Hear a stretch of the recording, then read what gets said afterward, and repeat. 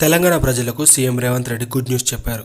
ఎన్నికల మేనిఫెస్టోలో ప్రకటించిన 6 గ్యారెంటీల్లో భాగంగా మరో 2 పథకాలను ప్రారంభించబోతున్నట్లు సీఎం రేవంత్ రెడ్డి తెలిపారు.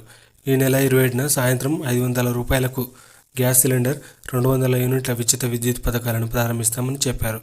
మేడారం జాతరకు వెళ్లిన సీఎం అక్కడి నుంచే ఈ ప్రకటన చేశారు. ప్రియాంక గాంధీ చేతుల మీదుగా ఈ గ్యారెంటీలను ప్రారంభించనున్నారు. ఎన్నికల్లో ఇచ్చిన 6 గ్యారెంటీలలో మరో 2 గ్యారెంటీలను 27 తారీఖు నాడు సాయంత్రము ప్రారంభించబోతున్నాము. ప్రధానంగా 500 రూపాయలకే సిలిండర్ ఇచ్చే మహిళలకు చేయూతనిచ్చే విధంగా ఈరోజు సిలిండర్ 500 రూపాయలకి ఇచ్చే కార్యక్రమం.